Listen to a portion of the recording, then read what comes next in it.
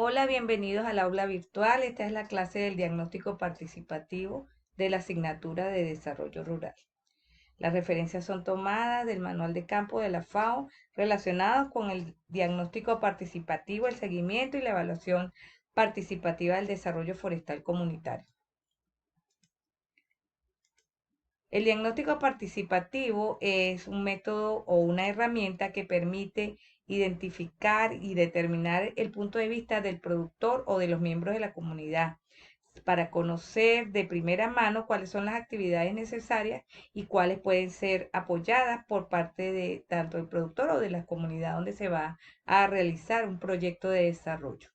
El diagnóstico participativo proporciona un marco general en donde los miembros de una comunidad y los planificadores, que en este caso son el personal externo a esa comunidad, necesitan y requieren para apoyarse en actividades que se van a proponer en una política pública, en un plan de desarrollo o en un proyecto de desarrollo.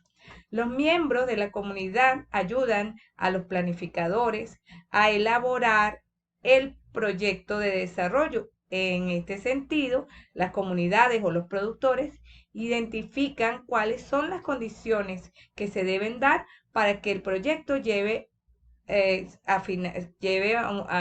culmine de manera adecuada.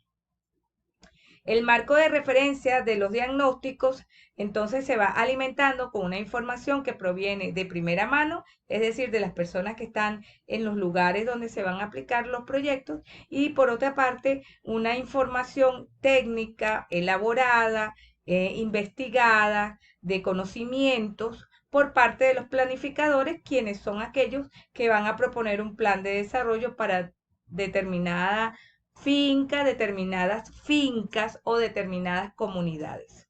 Las decisiones para implementar un proyecto entonces deben ser tomadas tanto con el personal de la comunidad o con las personas y productores de una comunidad en particular y con la ayuda de los planificadores que son personal externo a esa comunidad.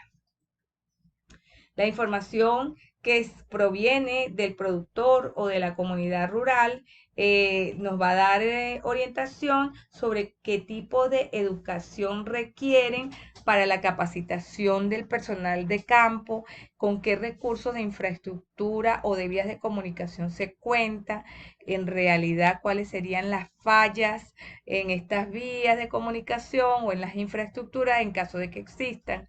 La falta de recursos es una información importante que nos va a proveer la gente que se encuentra en la localidad.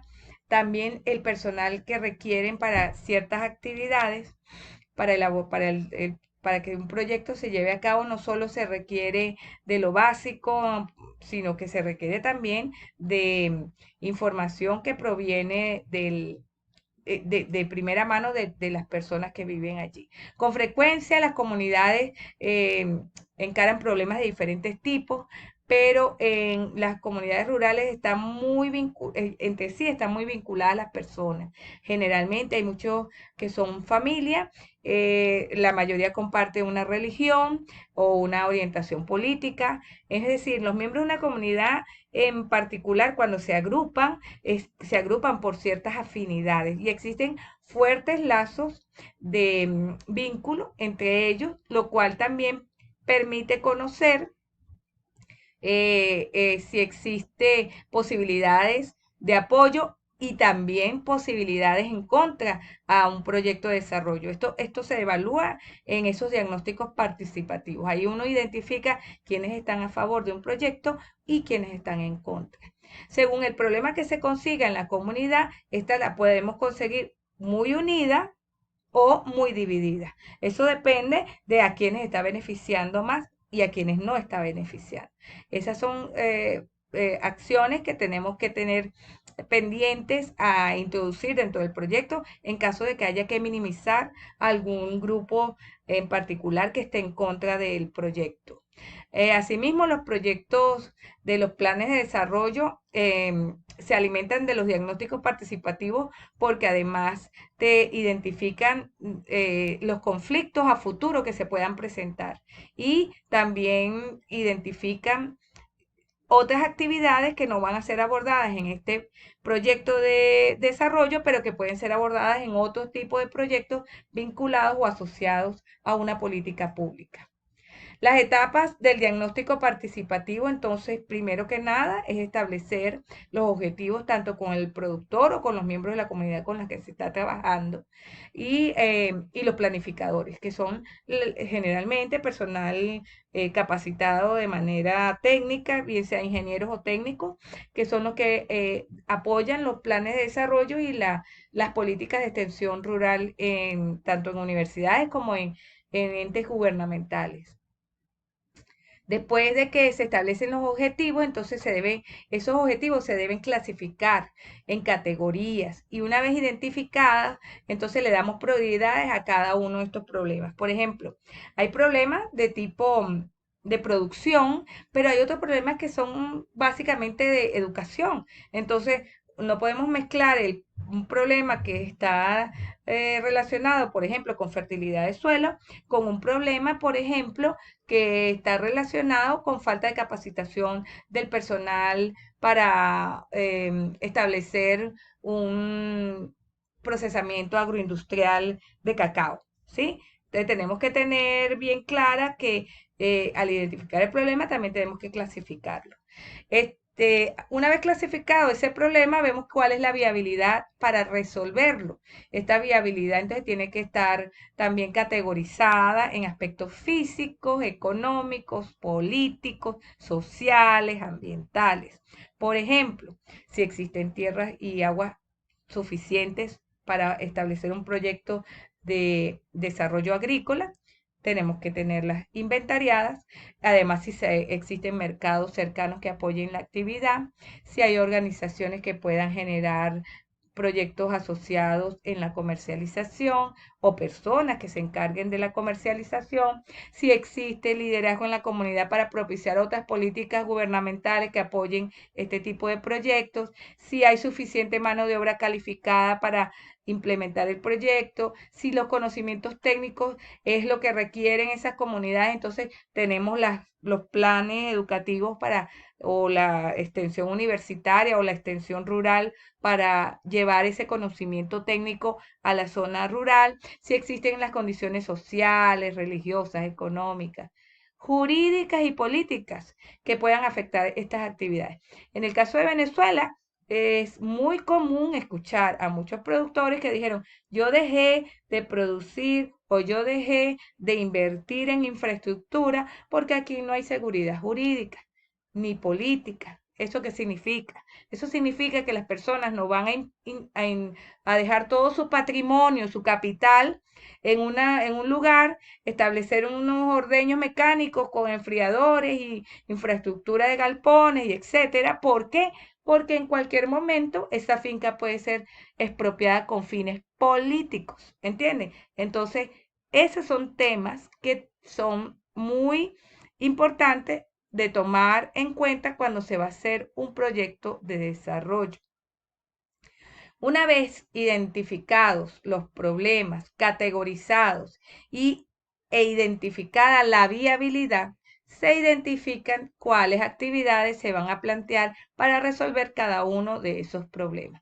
Igualmente, las actividades tienen que ir orientadas en los aspectos físicos, económicos, políticos, sociales, ambientales. ¿Por qué? Porque esas actividades están muy vinculadas a los problemas e igualmente las dimensiones que los propiciaron.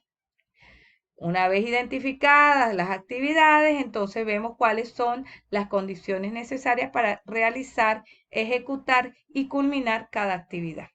Jerarquizados los problemas y las actividades, entonces nosotros ya sabemos que existen problemas que son prioritarios para esa comunidad o para ese productor y también existen actividades que son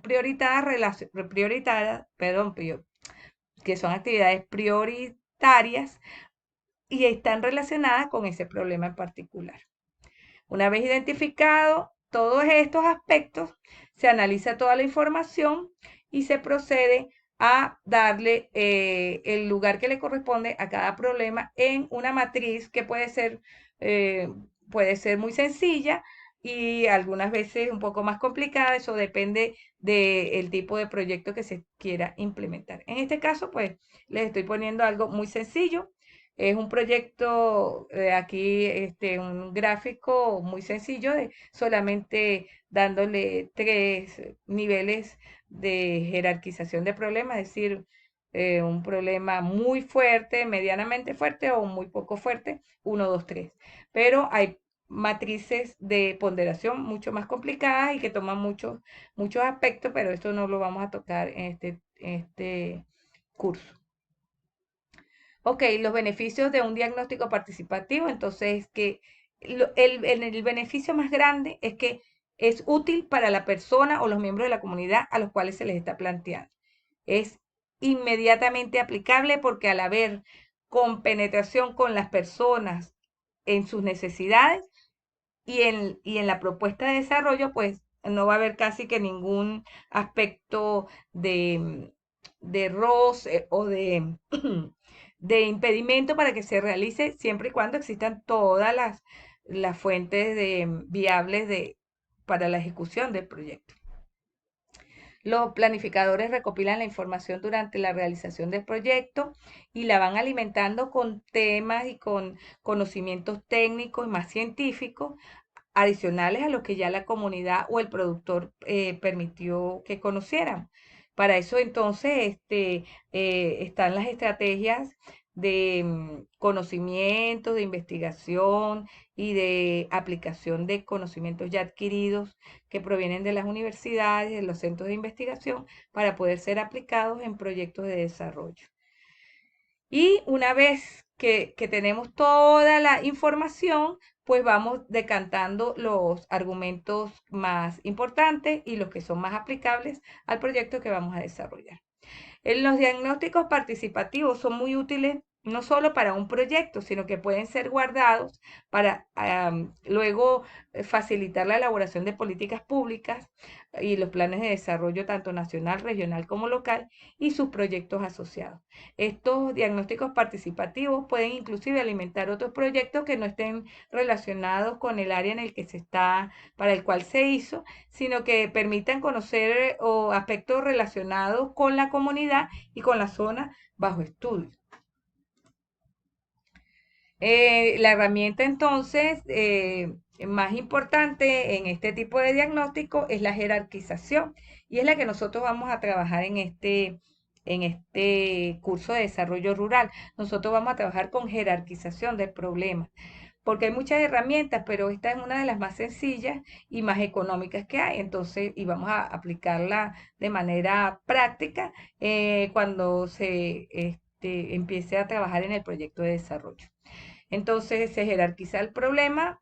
Una vez que se tiene seleccionado por parte tanto del productor, la comunidad y de los planificadores los problemas principales, se clasifica y clasificados de manera la clasificación se trata es de cuantificar, ¿no? De cuantificar cuál sería el problema más importante para esa comunidad o para ese productor y allí entonces se permite hacer ya una recolección de información más cualitativa, de comparar con otras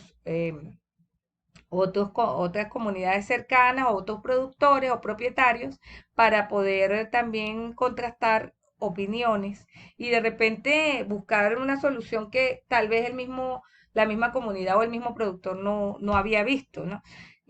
También permite que al jerarquizar problemas, pues el planificador tenga ya una orientación técnica en cuanto a lo que se debe hacer y las recomendaciones que debe hacer en el proyecto. Al final, esta jerarquización del problema permite conocer la visión de la comunidad o del productor, permite también conocer cuáles son las limitantes que tiene para resolver el problema y permite que una vez se implemente un proyecto de desarrollo, el productor y las comunidades estén haciéndole seguimiento junto con los planificadores.